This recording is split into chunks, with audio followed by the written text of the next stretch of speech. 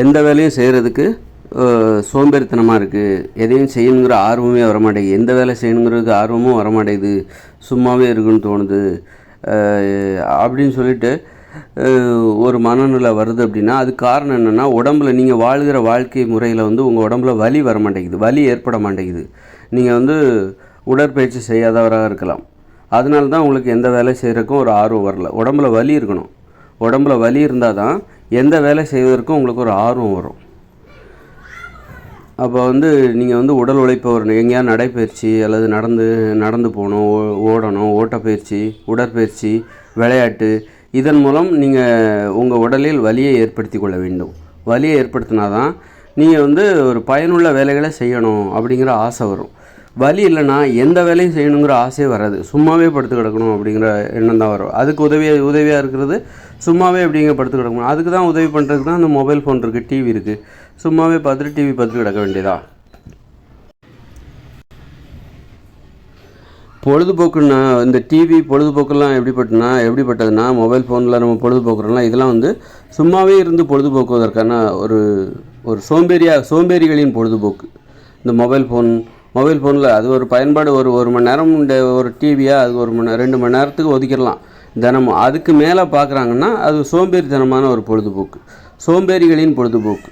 பொழுதுபோக்குவதற்கும் நமக்கு உடல் உழைப்பு தேவை, உடல் உழைப்பு தேவை.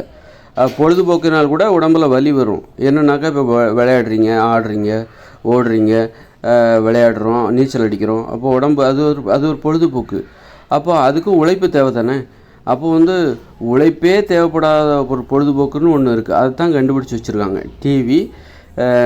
டிவி பார்க்குறது, மொபைல் ஃபோன் பார்க்குறது, தேட்டருக்கு போய் படம் பார்க்குறது. இது வந்து அது நம்ம தேட்டரில் போய் பார்த்தாக்கா உட்காந்துக்கிட்டே பார்க்கணும். வீட்டிலே பெரிய ஸ்க்ரீன் வாங்கி 43 இன்ச்சஸ் 50 இன்ச்சஸ் டிவி வாங்கி வீட்டிலே உட்காந்தா படுத்துக்கிட்டே பார்க்கலாம், அது இன்னும் வசதி. தேட்டருங்கிறது உட்காந்துக்கிட்டே பார்க்கணுங்க, காலையில் அங்கங்கே வைக்க முடியாது. அது வீட்டிலன்னா நம்ம இன்னும் நல்லா படுத்துக்கிட்டே அந்த படத்தை பார்க்கலாம் அப்படிங்கிற மாதிரி ஒரு சோம்பேறிகளின் பொழுதுபோக்கு தான் இந்த டிவி, மொபைல் ஃபோன் எல்லாமே. பொழுதுபோக்குனாலே அதுக்கும் உடல் உழைப்பு தேவை.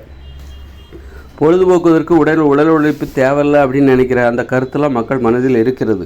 பொழுதுபோக்குனாலே சும்மா உட்காந்துட்டே பொழுதுபோக்கணும் அப்படிங்கிறது வேறு. அது வந்து சோம்பேறிகளின் பொழுதுபோக்கு, சோம்பேறித்தனமான பொழுதுபோக்கு. அதைத்தான் இந்த இயந்திர அறிவியல் உலகம் உருவாக்கி வைத்திருக்கிறது. சும்மா இருந்தாலே பொழுதுபோக்க முடியும் என்பது தான் கண்டுபிடிப்பாக இருக்கிறது, என்பது இயந்திர அறிவியல் உலக கண்டுபிடிப்பாக இருக்கிறது. அதனால் வந்து பொழுதுபோக்குவதற்கும் உடல் உழைப்பு தேவை. நீங்கள் ஆடுறீங்க, ஓடுறீங்க, விளையாடுறீங்க, நீச்சல் அடிக்கிறீங்க, அப்புறம் வேட்டையாட போகிறீங்க, இந்த மாதிரி இதெல்லாம் உடல் உழைப்பை அடிப்படையாக கொண்ட பொழுதுபோக்கு. அதனால் நீங்கள் வந்து பொழுதுபோக்குனா கூட உங்கள் உடம்பில் வந்து உழைப்பு தேவை. அப்போது உடம்பில் வந்து வலி ஏற்படும். பொழுதுபோக்குவதற்காக நீங்கள் ஆடுறீங்க, ஓடுறீங்க, விளையாடுறீங்க, அதன் மூலம் உங்கள் உடலில் வலி ஏற்படும். அதனால் வலியே ஏற்படாத ஒரு பொழுதுபோக்கு தான், உடலில் வலியே ஏற்படாது. அப்படி ஒரு பொழுதுபோக்கு எதாக இருக்குது அப்படின்னா அதுதான் இந்த டிவி, மொபைல் ஃபோன் இதெல்லாமே. இந்த டிவியெல்லாம் வருவதற்கு முன்பு அப்போது ஒரு டிவி தான், ஒரு ஊரில் ஒரு டிவி 2 டிவி தான் இருக்கும். அப்போல்லாம் வந்து மக்கள் பொழுதுபோக்கினாங்க. அப்போது அதுக்கு வந்து உழைப்பு தேவைப்பட்டது. விளையாடினாங்க, உட்காந்து ஏதோ ஒரு விளையாட்டு விளையாண்டாங்க, உட்காந்து பேசுனாங்க, கதை பேசுகிறாங்க, அதுவும் உழைப்பு தானே. பாட்டு பாடுறது, கதைகள் சொல்கிறது, அது ஒரு பொழுதுபோக்கு தானே, அது ஒரு உழைப்பு தானே. அதுக்கு உழைப்பு தேவைப்பட்டது. கடந்த காலங்களில் ஒரு 30 வருஷத்துக்கு முன்னாடி வரைக்கும் இந்த டிவி இல்லாமல் வராத காலகட்டங்கள்லாம் அப்போ வந்து பேசுனாங்க, கதை பேசுனாங்க, பாட்டு பாடினாங்க.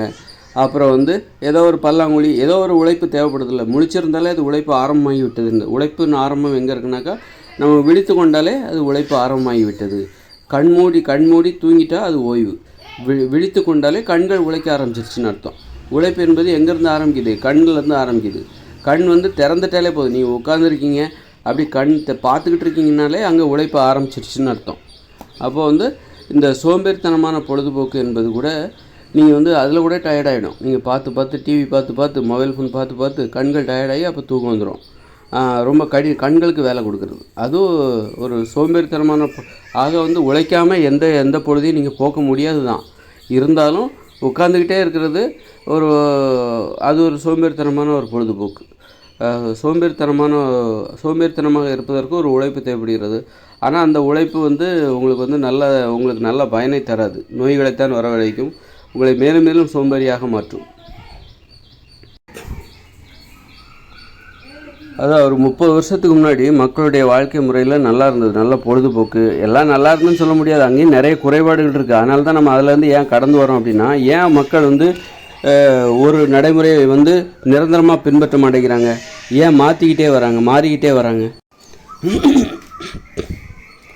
ஏன் மக்கள் வாழ்க்கை முறையை மாற்றிக்கிட்டே இருக்காங்க. நம்ம நினைக்கிறோம் மாற்றம்ங்கிறது மட்டும்தான் நிரந்தரமானது, எல்லாம் மாறிக்கிட்டே இருக்கும் அப்படின்னு நம்ம நினைக்கிறோம்.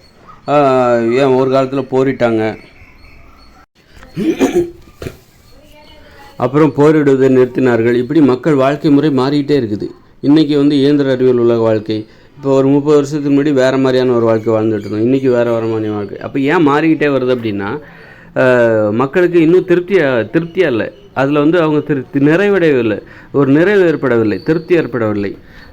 அதில் வந்து ஏதோ அவங்களுக்கு சரியில்லைன்னு புரியுது. இது வந்து சரியில்லை, இது ஏற்புடையதாக இல்லை, சரியான ஒரு வாழ்க்கை முறை, அவர்களுக்கு திருப்தி அளிக்கிற ஒரு வாழ்க்கை முறை அது அவர்களுக்கு கிடைத்து விட்டால் அதன் பிறகு வந்து மனித வாழ்க்கை முறையில் மாற்றம் ஏற்படாது. மாறிக்கிட்டே இருக்குது, மக்கள் வாழ்க்கை முறை மாறிக்கிட்டே இருக்குது. அப்படின்னா கடந்த காலங்களில் மன்னர்கள் வாழ்ந்தாங்க, அப்புறம் பார்த்திங்கன்னா வெள்ளைக்காரங்க வந்தாங்க, அப்புறம் வந்து வெள்ளைக்காரங்க ஆட்சி பண்ணாங்க, அது ஒரு மாற்றம். அப்புறம் பார்த்திங்கன்னா நம்ம ஆட்கள் வந்து தேர்தலன்னு ஜனநாயக வாழ்க்கை அப்படின்னு சொல்லிட்டு ஒரு வாழ்க்கை முறை. இப்போ ஓட்டு போட்டு தேர்ந்தெடுக்கிறது, அப்புறம் அது வந்துச்சு. அப்புறம் ஒரு 30 வருஷம் அதுக்கப்புறம் இயந்திர அறிவியல் ப்ரோசஸ், இந்த டிவிலாம் வந்த பிறகு மக்கள் வாழ்க்கை முறை மாறி போச்சு. இப்படி மாறிக்கிட்டே இருக்குது, அப்படி தானே? ஏன் இந்த மாதிரி மாறிக்கிட்டே இருக்குது, ஏன் மாற்றத்தை மக்கள் விரும்புகிறார்கள், ஏன் மாற்றத்தை அனுமதிக்கிறார்கள் அப்படின்னா, மக்களுக்கு இன்னும் திருப்தி இல்லை. அதாவது இன்னும் அவர்களுக்கு வந்து அவங்க ஒரு விஷயத்தை எதிர்பார்க்குறாங்க, அவங்க வாழ்க்கையில் வந்து எல்லாமே இருக்கணும், எல்லாமே இருக்கிற ஒரு வாழ்க்கை தேவைப்படுகிறது அப்படின்னு எதிர்பார்க்குறாங்க. எல்லாமே இருக்கிற ஒரு வாழ்க்கைன்னா என்ன? மகிழ்ச்சி இருக்கணும், அப்புறம் சுதந்திரம் இருக்கணும், சமத்துவம் இருக்கணும், ஆரோக்கியம் இருக்கணும், பாதுகாப்பு இருக்கணும், இப்படி எல்லாமே தேவைப்படுகிற ஒரு வாய்ப்பு. ஒரு சுழற்சி முறையில் அனைவருக்கும் அதிகாரத்தை பகிர்ந்து கொள்கிற சுழற்சி முறையில் அனைவருக்கும் அதிகாரத்தை அதிகாரம் செலுத்துகிற ஒரு வாய்ப்பு. அந்த மாதிரி ஒரு நிரந்தரமான ஒரு வாழ்க்கை முறையை எதிர்நோக்கி தான் அவங்க மாறிக்கிட்டே இருக்காங்க. ஏன் நிலையாக ஒரு இடத்துல இருக்கிறது கிடையாது, ஒரு வாழ்க்கையை வாழ்கிறதில்லன்னா அது அவங்களுக்கு பிடிக்கல. இது எனக்கு பிடிக்கலைங்க, இந்த வாழ்க்கை எனக்கு பிடிக்கல, 30 வருஷம் வாழ்ந்து பார்த்தாச்சு, 50 வருஷம் வாழ்ந்து பார்த்தாச்சு. ஒட்டுமொத்த மக்களும் என்ன உணர்றாங்கன்னா, இது எனக்கு பிடிக்கல, வேறு மாறலாம், வேறு எதாவது இருக்குதா, புதுசாக எதாவது இருக்குதா அப்படின்னு அவங்க பார்க்குறாங்க. அந்த மாற்றம் தான் 20 வருஷத்துக்கு அப்புறம் தற்போதுள்ள இயந்திர அறிவியல் உலகம் செயலிழந்து அழிந்து போவதற்கு காரணமாக இருக்கிறது. மாற்றத்தை விரும்புகிறார்கள், நிலையான ஒன்றை தேடி மாற்றத்தை விரும்புகிறார்கள். அந்த நிலையான ஒரு வாழ்க்கை முறை, அதைத்தான் நான் வந்து அதற்கான விதிமுறை தான் நான் இந்த வீடியோகளெல்லாம் பேசிகிட்டு இருக்கேன். இதுதான் மக்களுடைய நிலையான விருப்பம். இப்படி ஒரு வாழ்க்கை முறையை தேடி தான் மக்கள் பயணித்து கொண்டிருக்கிறார்கள் அப்படின்னு சொல்லிட்டு நான் இந்த வீடியோவில் சொல்கிறது எல்லாமே வந்து இந்த மாதிரி மாற்றங்கள், கடைசியில் அது மாற்றத்திற்கான ஒரு முற்றுப்புள்ளி. அப்புறம் நான் இந்த ஒரு ஊர் எப்படி இருக்க வேண்டும் என்று வடிவமைத்து வைத்திருக்கிறேன். இந்த மாதிரி ஒரு ஊரில் தான் அவங்களால நிலையாக வாழ முடியும், மாற்றம் இல்லாத ஒரு வாழ்க்கையை வாழ முடியும் அப்படின்னு சொல்லிட்டு இப்போ நான் கண்டுபிடிச்சி வச்சுருக்கிறதுல நீங்கள் வந்து கட்டமைப்பில் கட்டி கொடுத்தீங்கன்னா காங்கிரீட்டில் கட்டி கொடுப்பீங்க, கல்லெல்லாம் வச்சு ரோடெல்லாம் போட்டு காங்கிரீட்டில் கட்டி கொடுப்பீங்க. அந்த காங்கிரீட் கட்டடம் ஒரு 50 வருஷம் 500 வருஷம் இருக்குன்னு வச்சுக்கோங்களேன். நீங்கள் அந்த அளவுக்கு நீங்கள் இப்போ நீங்கள் கோயிலெலாம் பார்த்தீங்கன்னா, இந்த இந்து கோயிலெலாம் பார்த்தீங்கன்னா 500 வருஷத்துக்கு மேலே இருக்குது. அப்போது அது போன்ற ஒரு கட்டட அமைப்பு, ஒரு 500 வருஷத்துக்கு மேலே கூட உறுதியாக நிற்கிற ஒரு கட்டட அமைப்பை கட்டி கொடுத்து ஒரு புதிய உலகை நாம் உருவாக்குறோம் அப்படின்னா, சரி ஒரு 500 வருஷத்துக்கு வருது. அதன் பிறகு நாம் இப்போ கட்டி கொடுத்த கட்டடம்லாம் இடிஞ்சு போகுது. அதன் பிறகு ஒரு மாற்றம் வரும். என்ன வரும்னா, அந்த கட்டடத்தை இடிஞ்சு போதில்ல, அதை அகற்றி விட்டு அதில் குடிசையில் வசிப்பார்கள். அவ்வளோதான், குடிசையில் வசிக்கிறாங்க. குடிசை தான் நிரந்தரம், அப்புறம் வந்து மாற்றமே வராது. அப்போ நான் இன்றைக்கி வடிவமைத்து வைத்திருக்கேன்னா அது கூட மாற்றத்திற்கு உட்பட்டது தான். அதுக்கு ஒரு 500 வருஷம் ஆயுட்காலம் இருக்குது. 500 வருஷமோ 1000 வருஷமோ, அது நம்ம எந்த அளவுக்கு உறுதியாக கட்டி கொடுக்குறோமோ அதை அடிப்படையாக கொண்டு ஒரு ஆயுட்காலம் அதற்கு இருக்கிறது. ஓகே. ஆனால் அந்த கட்டடத்தை அந்த கட்டடம் வந்து ஒரு 500 வருஷம் வரும், அதுக்கு பிறகு அது இடிஞ்சு போய்டும். அப்படின்னா இடிஞ்சு போச்சுனாக்கா இடிஞ்சதை தூக்கி ஓரமாக வச்சுட்டு அதில் ஒரு குடிசை கட்டுவாங்க, அவ்வளோதான். ஆனால் அதற்கான விதிமுறைகள் இருக்குல்ல, இப்படி தான் இருக்கணும், 2 ஏக்கர் விளைநிலம் ஒவ்வொருத்தருக்கும் கொடுக்கப்பட வேண்டும், தனித்தனியாக வேலை பார்க்க வேண்டும், குடியிருப்பு விளைநில பகுதிகளுக்குள் ஒருவருக்கொரு பேசிக்கொள்ளக்கூடாது, குடியிருப்பு பகுதி கூட்டு குடும்பமாக வாழ வேண்டும், கூட்டு குடும்பத்திற்கு பின்புறம் விளைநிலம் அந்த கூட்டு குடும்பத்திற்கு சொந்தமான விளைநிலம் இருக்க வேண்டும். இப்படி ஒரு விதிமுறை. ஒரு ஊருக்காரங்க இன்னொரு ஊருக்குள்ளே போகக்கூடாது. ஒரு ஊருக்காரங்க இன்னொரு ஊருக்குள்ளே போகணுன்னாக்கா அந்த ஊரில் உள்ள பெண்ணை திருமணம் செய்து கொள்ள வேண்டும்.